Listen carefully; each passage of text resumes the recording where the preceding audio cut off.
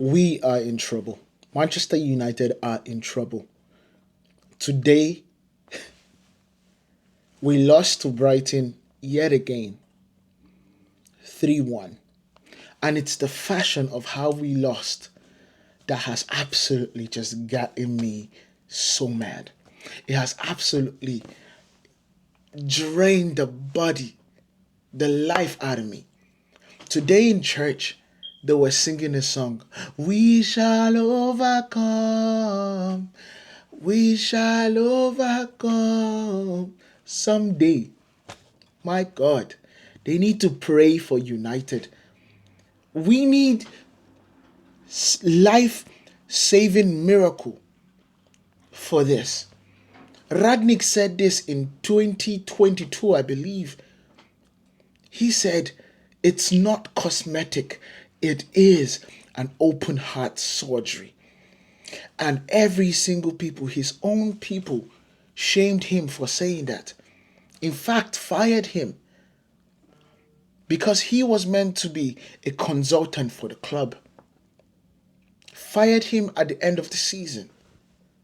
I do not understand how these players could do this against Liverpool, could play the way they played against Liverpool, play the way they played against Arsenal, and then play the way they played against Southampton, dropped every laurel, every fight, every resemblance of what they did in training. I am honestly perplexed at the situation. I am perplexed at the situation. Andre Onana, I have to speak about it. I know everybody today played rubbish. In fact, Ruben Amorim said, this is the first time I'm actually hearing this from the manager, because he has always said, I am going to defend my players.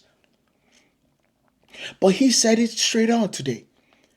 These players are underperforming. And that is an understatement. It is the battles of the unders, because you look at the backline, all disjointed. Diego Dalot showing a left-footed winger to his left hand or his left foot. It is mind-blowing to me. Mazarawi understanding that you need to be able to protect the back post. And actually having Mitoma get the ball in the second goal is still mind-blowing to me. It honestly is. This is basics of football.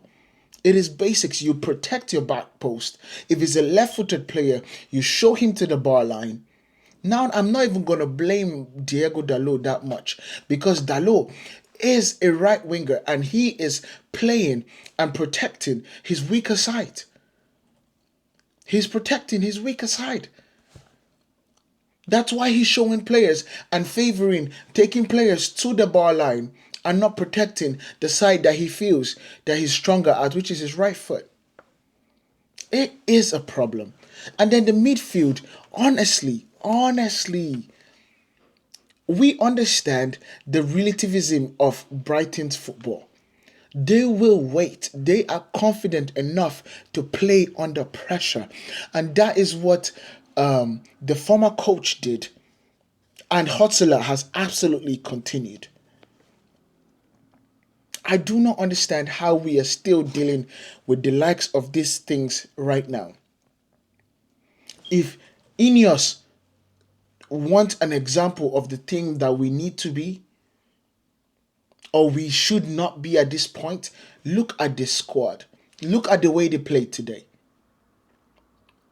It's truly and truly heartbreaking to see that we are still bringing Anthony on to be a game changer.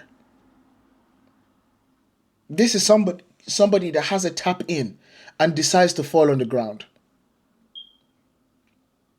This is an absolute need in January, because right now is the 19th of January and we are looking and going into the third week of the month. By the way, the transfer window closes, if I am not mistaken, on February 1st. We are going into the third week of January and we do not have anybody close to joining United yet. Yes, Diego Leon has signed, but Diego Leon is for the summer and not January. And we need somebody now. We need a left wing back. We need a right wing back. We need a midfielder.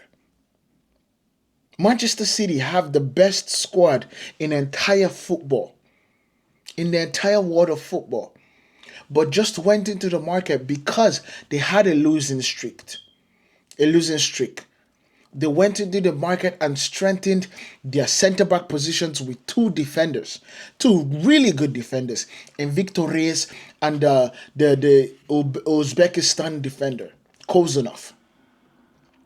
And they did not just do that. They also went into the market and got the best attacking talent right now, the most informed in the entire country, in the entire world, in Omar Mamouche, with 17 goals and 7 assists. Manchester City are making moves while the giant of Manchester is literally counting pennies. There's a problem in Manchester United, and we need an open heart surgery. We need the fire sale, and we also need getting players in ASAP. I am dumbfounded, but I don't even want to talk about the game. I just know that Brighton, we have defeated Brighton once out of 7, I believe. It is mind-blowing to see that are more comfortable coming to Old Trafford than actually playing us at the Amex. It's crazy work. I've never been able to say that playing at Old Trafford is a disadvantage to this group of players. It is. The 75,000 people supporting the Man United players are a disadvantage at this point. Usually that is called the 12 man. But at this point, it is making us play one man down or two at this point. Because there's always somebody that is absolutely scared to play in Old Trafford, to play under the lights. Ruben Amorim said, "We are the worst team in maybe the history of Manchester United." And I'm not going to lie. He said something that blew my mind. A new coach comes in and he is losing more than the coach that left. But I don't want anybody to dare say it's Ruben Amorim's fault, because he is not going to forget his laurels. He is not going to forget the style of play that he was brought here to play. These players need to suffer and get it right. They are making the fans absolutely suffer, because it goes from anger that we lost, to disappointment, to apathy, and then to honestly not giving a crap at this point. The generation that has just started watching Manchester United are finding a different club to support. And that should scare a lot of United fans, a lot of people in Manchester United. Listen, today we were paying a tribute to one of the greatest United players in Dennis Law. And this is how we showed out for him. This is how we paid tribute. This is how we do it. Y'all should be ashamed of yourself. Y'all should be ashamed. Dennis Law will be turning in his grave. I'm glad I don't even want to say that, because it's just troublesome to watch this team. Honestly, it is. It's tiring. It's troublesome. It's exhausting. When you think you're building, when you think you've gotten to the bottom of the barrel where you can only go up from there, you absolutely find a way to get lower. I don't know what to say anymore. But Ineos, it's up to you now. You have to do something. Let them go and bring in players that Ruben Amorim can build with. Let me know what you guys think about this down in the comments. Make sure you guys hit that like button, hit that subscribe button if you haven't. I'll see you guys in the next one. Peace.